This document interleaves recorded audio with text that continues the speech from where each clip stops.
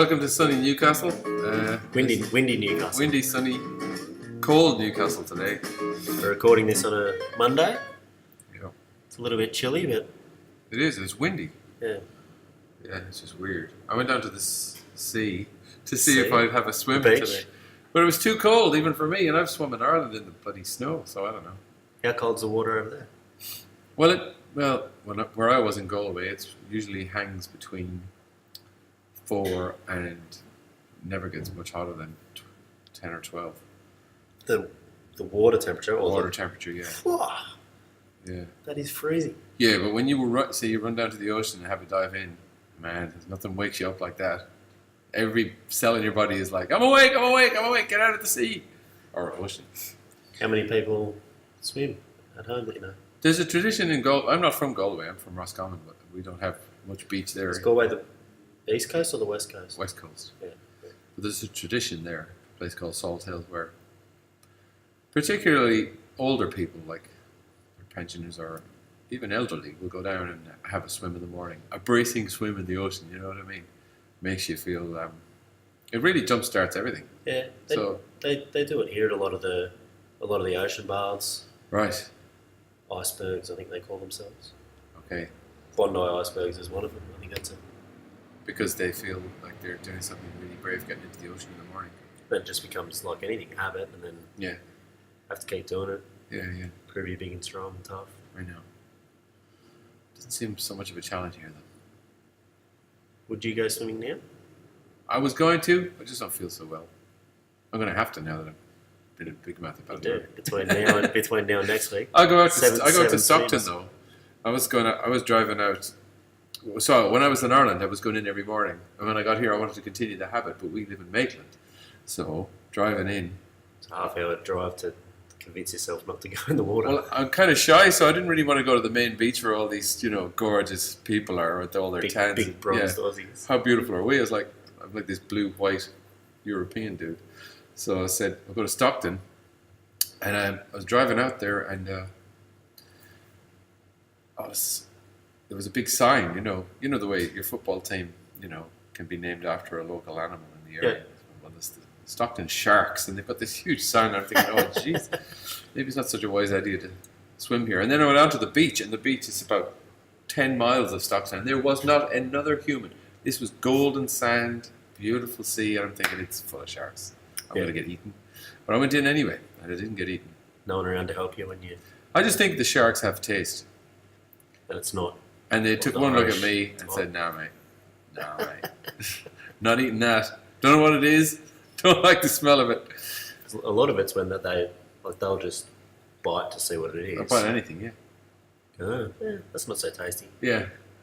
And they keep, because they can afford the teeth. But to you, Because their teeth are on a roller. They mean they get new teeth flicking forward all the time. Yeah, but it only takes one bite and you're short one leg or Yeah. got a huge chunk out of the side of yourself. Yeah, there was some guy on the news this morning.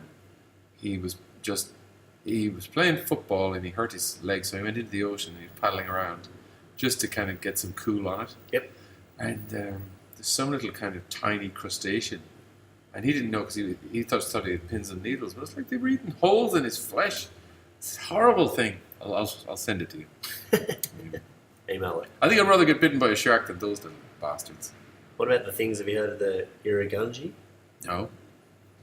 These It's not tiny... bad already? Yeah. Tiny little box jellyfish style things. Yeah. What do they do? Kill you. Just kill you. Oh, the blue, is that the blue jellyfish? Nah. No. They're up in the Northern Territory region. Oh, well, there's millions of them and they just... Yeah, no one goes swimming after a certain time. Right. Also, crocodiles. Crocodiles. But That'll do it. these tiny jellyfish, one of them is going to kill you, is it? Mm. Really? Mhm. Oh, man. You got everything here, haven't you? Yeah. Million ways to die. There's so many things we don't... Like, when we were in Ireland, a friend of mine is a musician as well, James, and his daughter is the same age as my daughter, and we went to the woods in Barna, beautiful old woods, and the two kids go running off, and his daughter is running way up into the bush, like into the proper forest canopy, and my daughter's walking along slowly, and And James is saying, gosh, she's a bit shy of the outdoors, isn't she? And I said, no. See, she's been trained in Australia to walk slowly through the bush because there can be snakes and spiders, whereas this other kid's growing up in Ireland, she's like, nah, just running like a crazy And little... is there There's nothing. No snakes. You know the whole St. Patrick thing, they're supposed to have killed or got rid of all the snakes out of Ireland. No? Oh, yeah, it's a great story. I mean, it's not a great story, but it's madly interesting. Do tell. Well, there's no... Okay, so the story is St. Patrick, the myth. Like the St. Patrick's Day. St. Patrick, yeah, is the patron saint of Ireland. Now, I have no belief in any of this junk. Let me just put it on the record. Yeah. But he's supposed to have chased all the snakes out of Ireland. But there's no anthropological or... There's no evidence of snakes ever been there. So it was a really good one. Like St. Patrick's PR team must have sat down and we'll do this. Right. What are we going to work on? Yeah. Okay, snakes. Yeah.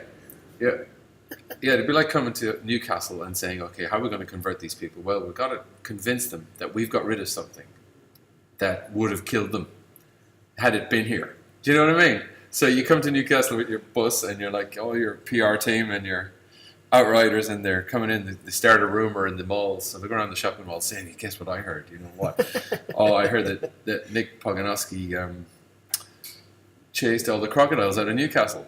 And people are going, oh, jeez, did you hear that Nick Poganowski? Highly possible. Yeah. Did you hear that he chased all the... You know what I mean? Because there's some snakes in England. Then we can name a day after me. Exactly. We can drink. Then you get all the cash. Yeah. And... lots of drinking. Yeah. How is it at home? Huh? St. Patrick's Day at home. How big is it? Well, it was never huge. It was a huge religious feast in the sense that people would... St. Patrick's Day, and then... The people that made St. Patrick's Day huge is the Irish people in New York. They started doing it first. As a connection back home. Yeah, and you know the way Americans do things, it's like huge. No mucking around. And so then we were sitting at home like we used to have little parades and have a bit of fun, but now we have to really bring it. What's that? Like annually now in Dublin there has to be a major parade or else we're just embarrassed. Yeah. So we're kind of embarrassed. Doing it. Yeah, well, all over the world they're doing it, yeah. Anyway, enough about that. We'll have another day for the Irish. What were we supposed to be talking about today? The weather. Yeah, the weather. Good old, sunny, windy Newcastle weather. That's right. It's good. It's almost, all the bad stuff seems like it's gone, or what we consider the bad stuff, relative to... Yeah, which is like a summer for us. Yeah. It is all relative. Yeah. Has there ever been snow in Newcastle? Not that I know of, but they get it at the Barrington Tops, which is not too far away. Yeah, it's a good bit away though. It's 4 hours away, isn't it? I don't think I've ever been there. Yeah. I know of the place. Cold, I'm not the biggest fan. I'd rather go where it's warm. Yeah. Well, you're in a good spot. Most of my holidays have been to warmer places. Yeah. Bali, places like that. Right. Doesn't hugely interest me there to go to somewhere like that. I don't know why. My brother-in-law's just got back from Sri Lanka. I want to go to Sri Lanka. Spent a couple of months there. Like Lee went to Sri Lanka. Went with $5 and came back with $2.50 change. You know what I mean? It's ridiculous. It's like a lot of the third world countries. It's absurd how much the difference is. It's the best holiday you've gone on. The best holiday I've ever gone on. Man. Massive question, isn't it? God, I don't know. Yeah, it's a crazy question. There was a time I took a trip once to the States and I started at New Orleans. Pre-family or with the family? No, just on my own, years ago. Yeah. And I took a trip up through the blues country from New Orleans up through... Like Nashville, Tennessee and that? Went to Nashville, yeah. Yep. Went to Memphis. Not Nashville, no, hang on, that's somewhere else. Up from New Orleans, up through the Mississippi, up through... Oh, I can't think of it now. Did you go to Memphis? Memphis, I did. That was the end of the trip, so go visit Elvis. Louisiana. Oh, yeah. Yep, loads of old blues up through Louisiana. And what am I trying to think of? Fumbling away here. Did you go to the mighty Elvis Presley's estate? Did, yeah. Really? You know that song? Did you go inside? Oh, yeah, you could, yeah. You can walk around. It's not as impressive now. The song Walking in Memphis by Mark Cohen. Yeah, it's all about that, being in that house. But, yeah, you go to it now, it's not as... It would have been stunning then, I suppose. Not like it, yeah. It's not exactly stunning now. You just walk through a big house. It's not, you know. It's just a huge It's place. preserved as he had it. So he had a jungle room, like he called it the jungle room. It was all decorated in jungle themes. Really? Oh, it's rough. But I remember listening to his daughter talking about Elvis, that he would never come down the stairs for breakfast without being in full gear. So he'd have the hair done, the makeup done, the costume The on. suit things. Yeah, everything. So He never came- it wasn't it was just him. No, they lived there though. But he would never come down the stairs unless he No, was... but like day to day, that's how he was that's how he got Elvis. about. Elvis P. Presley, yeah. Elvis Aaron Presley. Must be hard for musicians to go from one to the other and one to the other. And when does it blend into Well, you know what I do there, Nick, is that I just remain a superstar. just Calmly. 100%? Well, why should I be a normal human being? People like you doing that and failing so miserably at it. Yeah, true. I'm trying to think. There's the map there now. So, yeah, went to Memphis from New Orleans. Did a lot of cycling. Oh, Mississippi. He's right. Yes, I knew I was right. But a lot of the great blues players came from Mississippi. And then there was an initiative put on to try and get people to move in that area because it was so much population but very poor employment. So there was a government initiative to move to Chicago, get everybody to move there. Yeah, right. And so you could get, I can't remember what the details were, but Actual dollars. You could get dollars and, Yeah. and a place to live. So, What years? Was not a clue. like early. Not early committing to years. 1900s. One of our previous podcasts, You got in trouble. 'cause got the you wrong years. stated the wrong date. Anyway, so the blues is traditionally country blues in Mississippi, and they were playing acoustically. But when they went to Chicago and they were playing the big bars, that's when they started using electric equipment and electric guitars, microphones, amplifiers, and that's where the blues went electric in Chicago. So is this like Muddy Waters Yes, time? yeah, particularly Muddy Is Waters. he from Chicago? He would have been from down south originally, and then moved to Chicago, and Yeah, that's where cool. he kicked in with the electric stuff. Yeah, So did you go to bars there? I did in New Orleans. New Orleans. Nolans? Yeah, and it's the finest music. Like, oh man, they're pumping it out. Best of the best of the best. And just all each bar's has got Yeah, music. Yeah. yeah. I was there for Mardi Gras, and that year, during Mardi Gras, they also had the Super Bowl in New Orleans that year. So it was like hell on earth. It was just billions of people, and debauchery was incredible. Rife. Yeah, but I was a Catholic boy back then. I wasn't involved in any of that. But yeah, it was a crazy town. And after Mardi Gras, say, the streets have been like full of people just being drunk and ridiculous. What they do is to shut down Mardi Gras. They have the fire brigade. What do you call them here? Fire people. Yeah. Fire brigades. Yeah. But So they go through the city on two streets. So you got a line of cops walking, and then walk. yeah, Yeah. and then now let me get this straight. No, it's the other way around. So they got the fire engines in the front with the hoses, right? Yeah. And they just march through cleaning and hosing. If you're on the way, you're going to get wet. So you. And then behind them are the cops. Oh, I'm gonna have to look this one up. But I remember seeing this line of guys in They there. just move every. They just move everybody out. That's it. You're gone. That's it. We're done. Thanks. Good night. Thanks for coming. Catch you Streets are later. clean. Come again next year. Yeah, Did you ever think about playing over there? I've played over there. Yeah. Yeah, I have. Yeah, I played in Boston, and Boston. I'd love to go to Boston. Boston's great. There's a big Irish connection to Boston, Huge. isn't there? Yeah. So why Boston? And I think it started out because it's pretty much next to New York. It's pretty much the first city you're going to hit if you That's come what from they- Ireland. Yeah. Yeah, I think that's why all of the immigration ships would have come through there. Yeah. Dun, dun, dun. Tune in next week. Yeah. Thank you. Let's get that out of the way. So,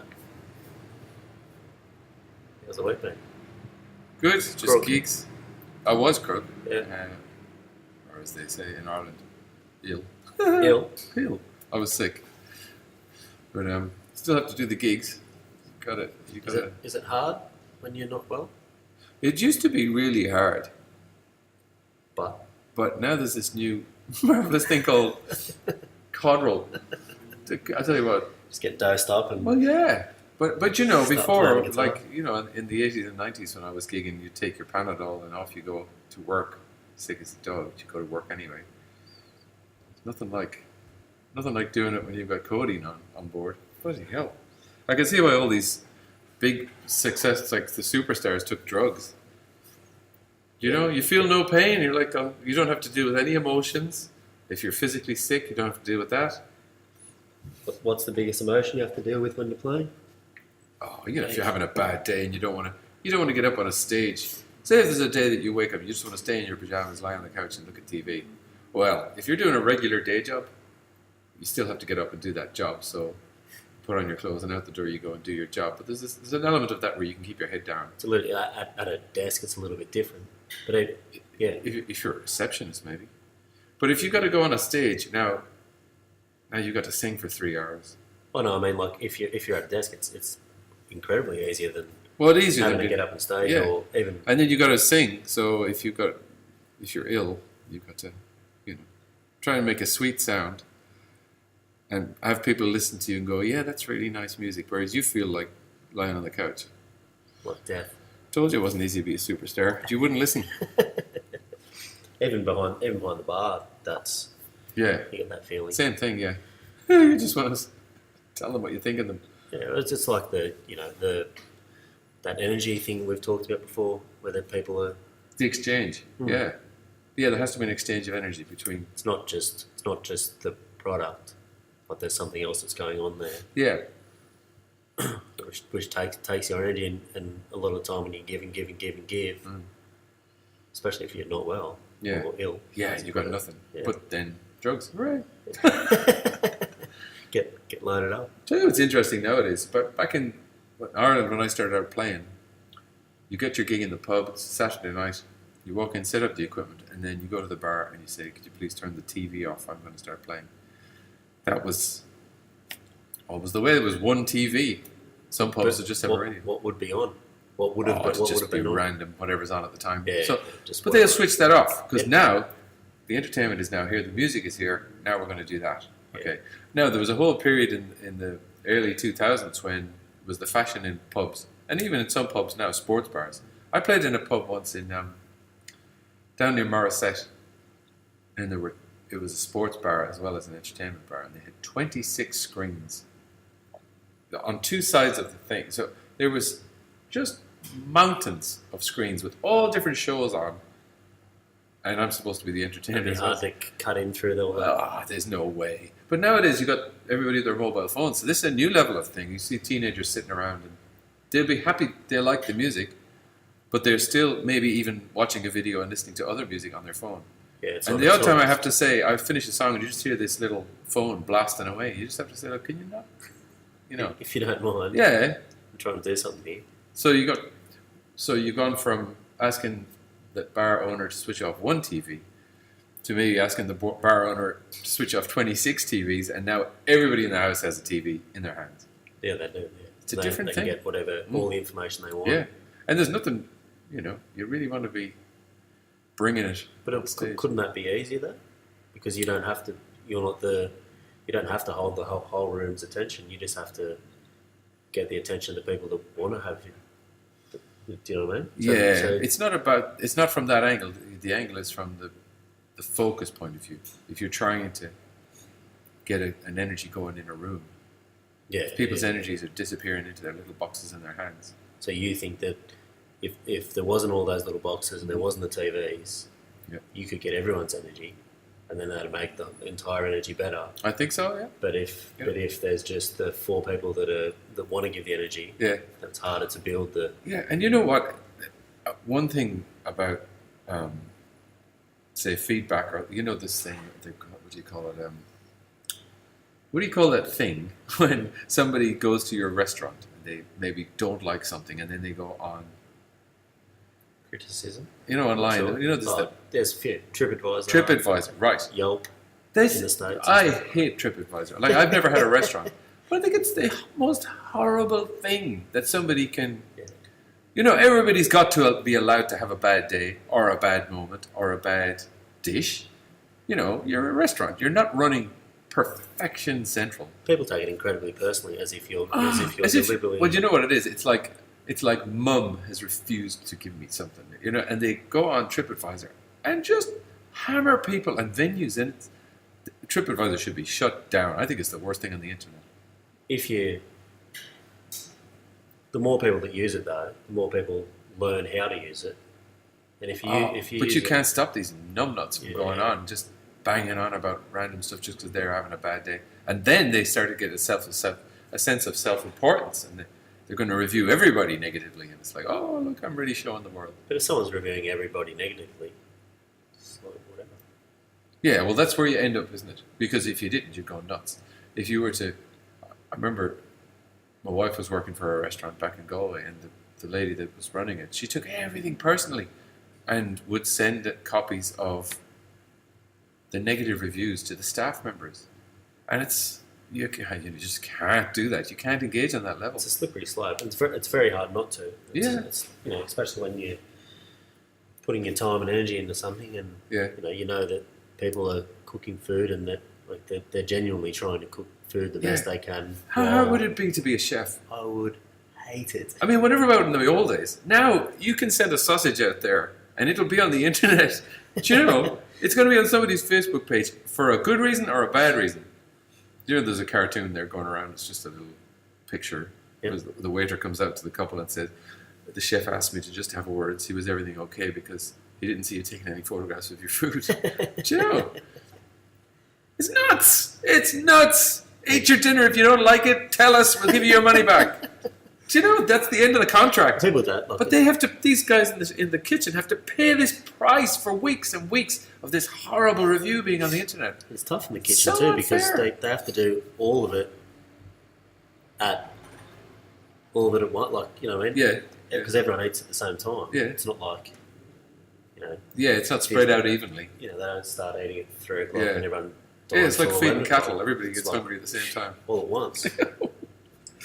So there's the pressure of that, and then the pressure of wanting to obviously do a good job with whatever you're cooking. Yeah. And not have bad things going on. Yeah. No wonder they're all alcoholics. I suppose, though, to be fair to the chefs here, they do a great job, don't they? They do. Oh yeah. They're not all alcoholics. Tell you what, though, I'll tell you one feature because I'm always going in through the kitchens or something. Says the guy drinking a beer. One feature that is a very common feature to chefs worldwide is there's always a milk crate outside the back of the kitchen where people go and sit down and smoke a cigarette. The chef's milk crate, I think that's the one weakness they have. If you really wanted to hurt a chef, take the milk crates from the back of the restaurant. You know, whatever about TripAdvisor. Just steal their milk crates. That's how you damage it. That's how you damage a chef. A lot of hospitality staff smoke as well. Feel the pressure. Not that I see that as something that's going to help you smoking, but no, just adds to it. It's something to do when you only get 4.5 minutes of a break. That's something to do. Generally, they smoke on company time, as it's put. Yeah, but sneaking it in because they have to. They don't get time. Did you ever smoke? Never. Try one ever? Yeah, I've smoked a cigarette. I've never bought a packet. Yeah. Don't know why. It wasn't that. I've never had someone in my family that's died of lung cancer or got really sick but I just never.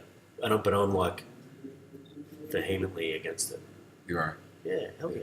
It is ridiculous. It's absurd. But very addictive. Hugely addictive. And I understand it's addictive like probably anything else is addictive, but I don't see, and obviously there's all sorts of other drugs that, you know, don't do good things for people, but I don't see that there just seems to be no upside in the smoking part. No, it's nothing. Do you know the packaging they have now with all the diseased faces? People still smoke. They do, but I was in a servo, like a filling station the other day. And the guy... A filling station. That's what we call them at home, filling stations. Well, a filler. A Philo. No, Philo is Phil Lynott, the lead singer with Thin Lizzy. There'll never be any other Philo. Philo. Yeah, there's only one One and Philo. one only. Anyway, this guy had in this service station had all of the cigarette cabinets, all of the doors open because he was restocking them, Yeah. and it was so confronting. Oh, Because yeah. you know there was 'Cause they sometimes have to you see close one them, yeah. packet with this horrible photograph on it on the ground, and you Someone's go, mangled you don't foot look all at over it. teeth. Yeah, but I'm in there just trying to pay for petrol. And the next thing, it's just like, the diseases in the world staring at you from this bloody. Get it away. They should leave them open all the time, though. Instead of you just seeing it on Yeah, your yeah, packet, you just should like be able to see the full gallery of death. Jesus, it's a great idea. I mean, it must be doing some. People, surely, I know loads of people overcome the fact that there's a horrible photograph on their cigarette packet and they keep smoking, but it's got to be affecting somebody. It's so I think bad. by the time you're buying packets, you don't care. talks in. Yeah, I know it does, but you still have to go like, somebody's gnarly foot that the toes have fallen off because of smoking. So I have this thing where because I know how terrible it is. Yeah, I know that people do die, and there are all these side effects, lung cancer and all that. yeah, So I couldn't, like, if you did smoke, for Yeah. instance, and it got to a point where you were, lying on your deathbed, and I would not be able to deal with the fact if you said, "Why didn't you tell me not to do it?" Oh, I get you. So I just tell everyone, Make a point, yeah, I'd like, just don't smoke. Why are you doing it? And badger them and yeah, carry on like a goose about it. yeah. So whatever. Just say it once. It's easier for me to deal with someone that I know that smokes, making me, feel bad, like piss off, leave me alone, than what it would be if someone I knew that I was close to, like, had lung cancer, Yeah, and they were like, "Can't believe no one told me," even though obviously everyone tells me. yeah. So what does that mean? Still a lot of About smokers, though. Yeah. I used to smoke at school, and I gave up. I remember the last cigarette I had was the last day walking Yeah, out tell the me. school gates. Last time school. Yeah, but I didn't tell them then. You did, Did I? maybe. Yeah, I don't think so. Anyway, yeah, it was the last day of school. Yeah, you did. Episode 1. Yeah, but You can tell them again. Good story. nah, No. I've got the shits now. Done with it. So you're playing this week? Where are you at? Yeah, playing this week Thursday night at the Happy Wombat, and that Wombat is still happy. Brilliant name. Friday night at the Landing, which is a great joint too, and the Grain Store, the one and only, every Sunday from 2 to 5. 2 to 5. And I'll be here. Yeah, It'll be Nick good. will be here. And so, tell me about the start, the story coming in here. You came in here and said, I came in because I needed a Sunday afternoon you just show, said, and I'm I just, your guy. huh? You just said, I'm your guy. No, I was looking for a Sunday afternoon, and Corey had just opened not long, and I just came in and said, well, this is something I can do. Do you want to give it a go? And he said, yeah, sure, let's give it a go. Corey tells the story that I came in here and told him I was playing here on Sunday afternoons. Yeah. But he must have misinterpreted what I was saying, because I would never be that balchy. Like, Maybe that was the vibe you were giving. well, I came in packing. I was wearing the suit, man. I came in like a rock star. Got the limo to drop me off. But no. Yeah, been here now. It's been great. For ages. We've been here for ages, haven't Certainly have. we? And ages to come, hopefully. Hopefully, yeah. Well, you could fire us this week. If we say anything controversial in these podcasts, we'll all get fired. We've been somewhat tame. We have been. We've Stayed been holding away- back. Stayed away from We- religion. We'll take this Politics. opportunity to tell Corey what we think about him. Listen to this, crooks. Listen. Yeah. And another thing. He's going to come and have a chat with us soon. Yeah. Listen, you're fired. That's what the chat will be. You too. You're done. Yeah. Get out of here. Anything to say now? Goodbye. So we've still got our email. What's our email address? I haven't a clue. I told you. I hope you do. I know you told me. It doesn't mean I know. You've got to start getting in on it. What is it, man? Muso Yeah. and the barman Uh-huh. at gmail.com. Right. Send us a message and tell us how much you hate us and or love us. Email us corrections for our dates. Yeah. So we get those right. Yeah, Marty. You're telling me at the session. And yeah, just any questions, because we know everything, Mm. Many people have asked us in the past, what do you know? And we said, well, we just know everything. Everything's the obvious and easy answer. I don't know. That's it. All right, lads. I'm See afraid. you next week. Cheers.